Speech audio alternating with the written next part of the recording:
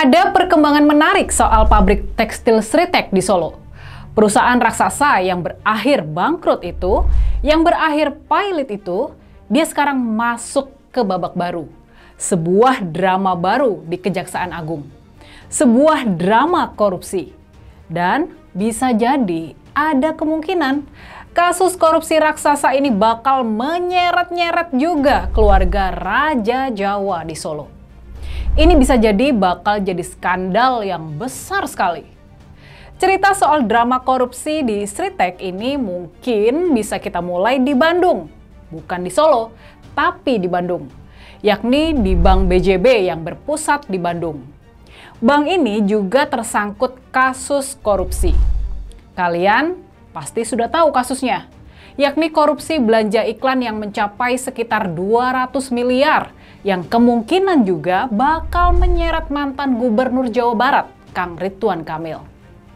Di kasus ini, mantan Direktur Utama Bank BJB, yakni Pak Yudi Renaldi, dia sudah ditetapkan sebagai tersangka oleh KPK, oleh Komisi Pemberantasan Korupsi. Tapi, rupa-rupanya kasus korupsi yang menyeret nama Yudi Renaldi ini bukan cuma kasus korupsi dana iklan yang dijadikan dana taktis tersebut. Disebut-sebut, Bank BJB di bawah kepemimpinan Pak Yudi juga tersangkut kasus pemberian kredit jumbo ke Sritek senilai sekitar 600 miliar. Dan ini berakhir macet karena pabrik tekstil tersebut sekarang pailit. Nah, yang sekarang sedang diselidiki oleh Kejaksaan Agung adalah kasus korupsi Bank BJB dalam pemberian kredit raksasa kepada Sritek.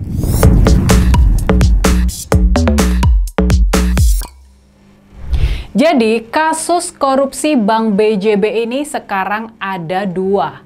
Satu, kasus dana iklan senilai sekitar 200 miliar yang ditangani oleh KPK. Yang kedua, kasus kredit Sritek senilai sekitar 600 miliar yang ditangani sama Kejaksaan Agung. Bisa jadi ini menimbulkan tanda tanya juga.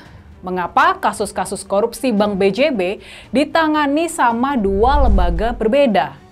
Kenapa kasus korupsi kredit Sritek ditangani sama Kejaksaan Agung dan bukan KPK? Soal ini, jangan khawatir, kita bakal bahas sesudah kita bedah inti dari kasus korupsinya dulu. Jadi, kita tahu dari pemberitaan bahwa Kejaksaan Agung sekarang ini sudah memanggil manajer accounting Sritek, yakni Yefta Bagus Setiawan, sebagai saksi dalam kasus korupsi ini. Kejaksaan Agung sedang menyelidiki kucuran kredit dari banyak bank kepada Sritek. Ada kucuran kredit dari Bank BJB, Bank Jateng, dan juga Bank DKI. Pertanyaannya, mengapa bank-bank itu berani mengucurkan kredit dalam jumlah besar? Padahal Sritek dalam kondisi yang tidak bagus. Padahal Sritek sudah menuju kondisi bangkrut. Ada apa dengan kucuran kredit dari bank-bank plat merah tersebut? Mengapa mereka begitu gegabah dalam mengucurkan kredit? Kenapa Sritek jadi begitu menarik di mata bank-bank tersebut? Apakah ini disebabkan karena Sritek berada di Solo? Apakah ini disebabkan karena Sritek punya kedekatan hubungan dengan penguasa negeri ini ketika itu? Dan yang menarik dalam kasus ini, yang bikin curiga dalam kasus ini, rupanya ada selisih angka yang cukup besar di antara kredit yang dicatat oleh bank dan yang diakui sama Sritek. Buat Bank BJB misalnya, menurut catatan bank yang sudah diaudit sama BPK, Badan Pemeriksa Keuangan, besar kredit yang dikucurkan sebesar sekitar 670 miliar. Nah, masalahnya di pembukuan Sritek, di laporan keuangan Sritek, besar kredit dari Bank BJB cuma tercatat sebesar sekitar 593 miliar. Jadi ada selisih yang besar, yakni sebesar 77 miliar di antara pencatatan di Bank BJB dan di Sritek. Sementara itu, buat Bank Jateng, menurut pencatatan bank, kredit Sritek senilai sekitar 500 miliar. Sementara itu, menurut catatan Sritek sendiri, besar utang mereka cuma 430 miliar. Jadi, di sini juga ada selisih yang cukup besar, yakni sekitar 70 miliar rupiah. Buat Bank DKI, kredit yang diberikan menurut catatan bank sebesar 185 miliar. Tapi di pembukuan Sritek besarnya cuma 162 miliar. Jadi di sini ada selisih 23 miliar. Nah, pertanyaannya sekarang, pertanyaan para penyidik Kejaksaan Agung, kenapa ada selisih yang cukup besar antara 11-14% dalam pencatatan bank-bank dan Sritek?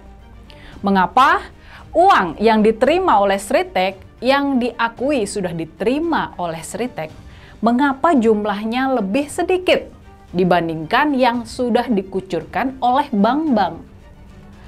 Pertanyaan lanjutannya, kemana selisih uang yang besar ini, yang totalnya mencapai 170 miliar.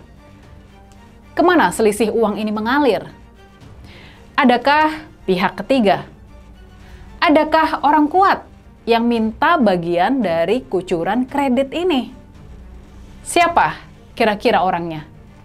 Nah, yang bikin kasus ini tambah menarik lagi, pertanyaannya, apakah mantan Dirut Bank BJB, Pak Yudi Renaldi, apakah dia bisa dan sudah menjelaskan kemana, kepada siapa selisih uang dari Bank BJB itu mengalir? Untuk apa uang selisih itu mengalir? Siapa pihak yang begitu berkuasa sehingga bisa minta jatah sampai sebesar 77 miliar? Apakah Pak Yudi Renaldi sudah bernyanyi? Nah, disinilah muncul desas-desusnya.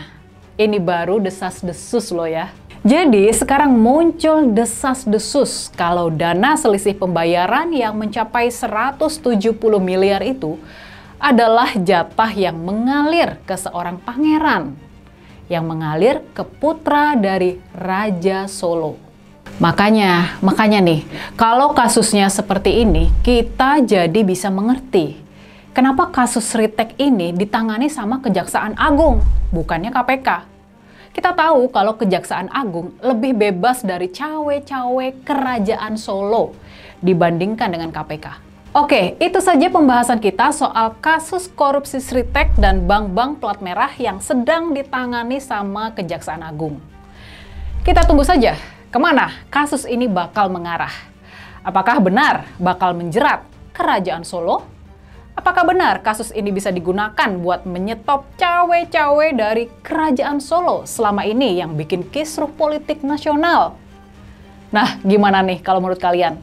Tulis ya komen dan analisa kritis kalian di kolom komentar.